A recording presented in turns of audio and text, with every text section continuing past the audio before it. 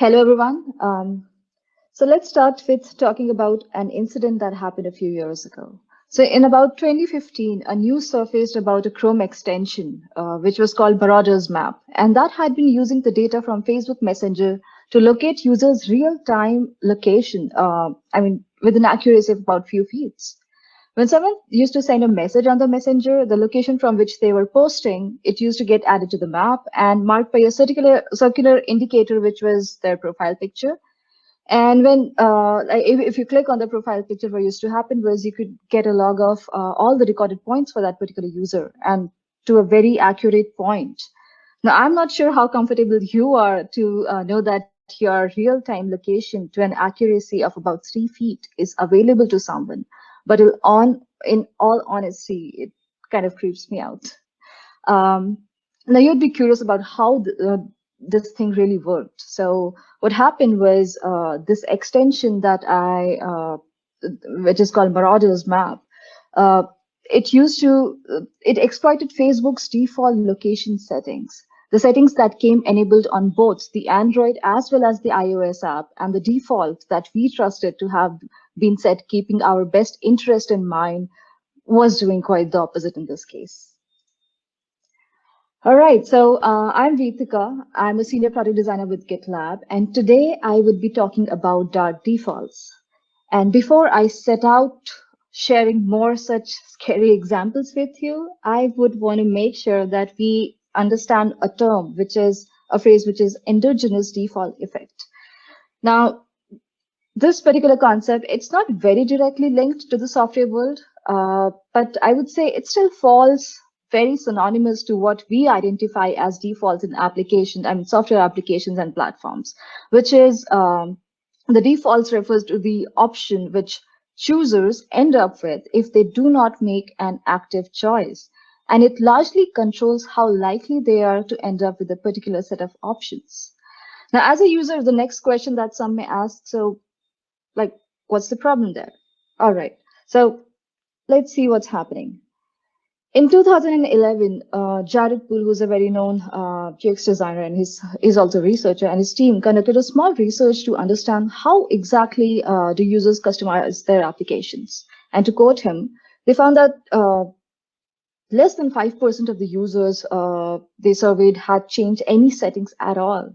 And more than 95% kept the exact setting that came out of the box, which clearly implies that about 95% of users, they go with the options that come pre-decided for them, and thereby the options that are controlling their behavior on a certain platform.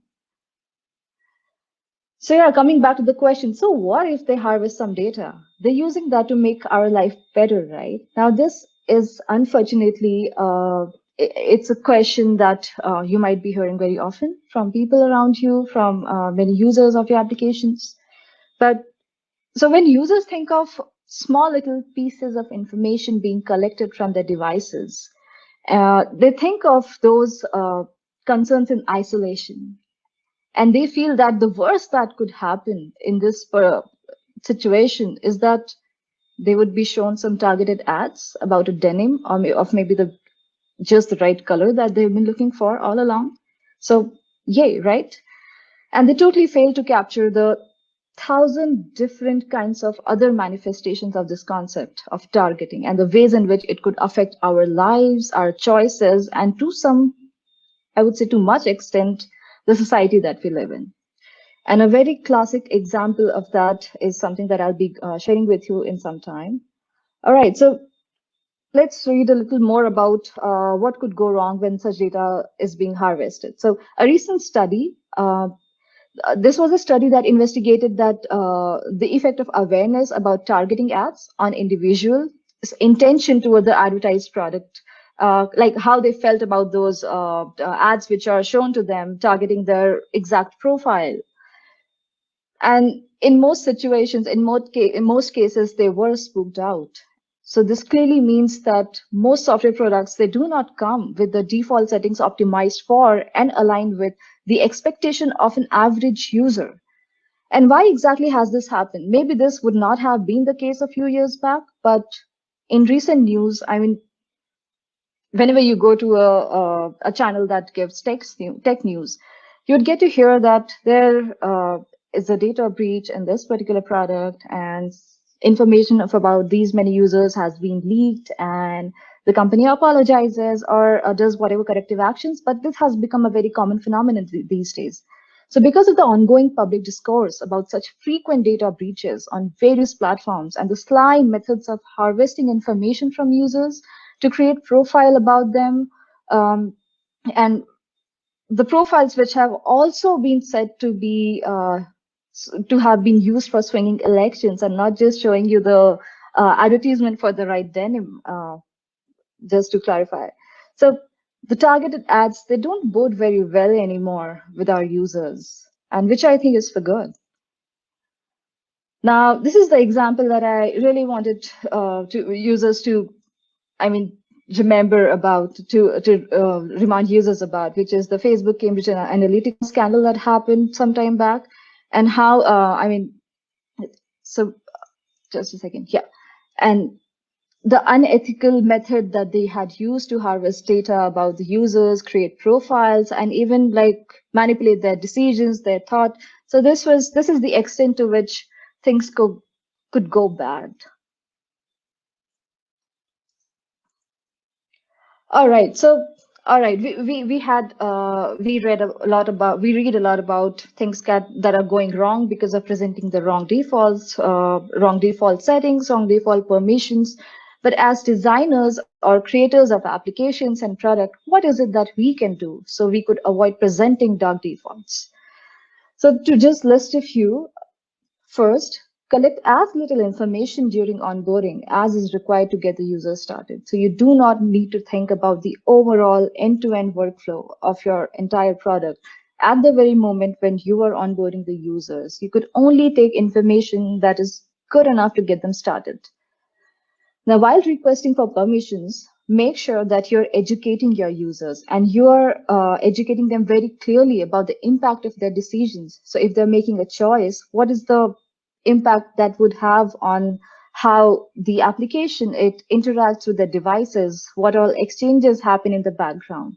So the clearer these communications are, the better it is, and ask for only what is necessary for the immediate context. So let's say if there's an application which has an option to uh, take an image from your gallery, but it also has a feature that kind of uses the mic to record a command.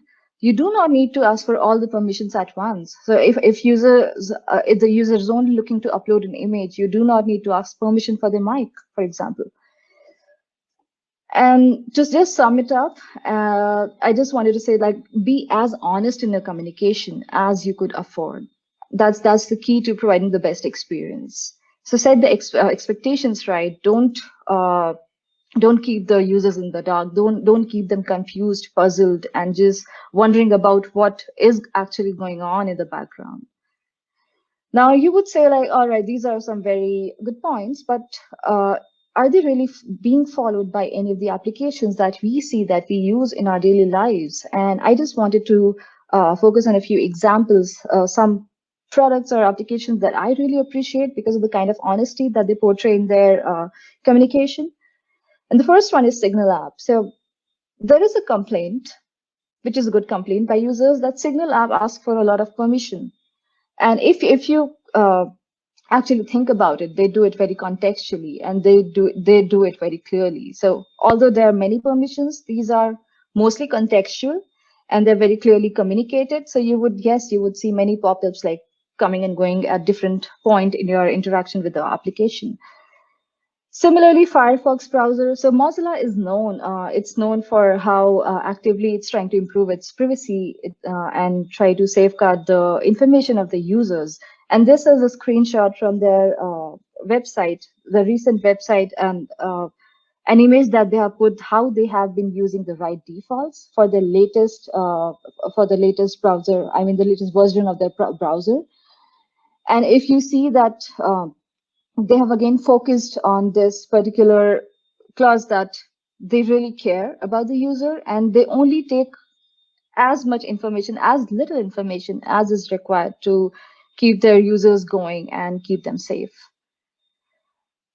So these were some pretty good, I mean, such examples, they do give us a lot of hope about what the path that the industry could take in the future. And they don't really have to be very sneaky and very sly about the way they communicate with the users to be successful.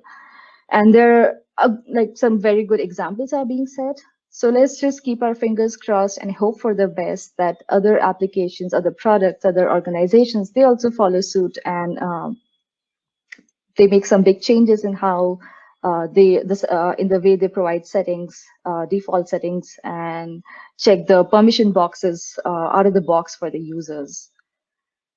All right, so that was me, and those were my thoughts around default permissions and default settings. I hope you liked them.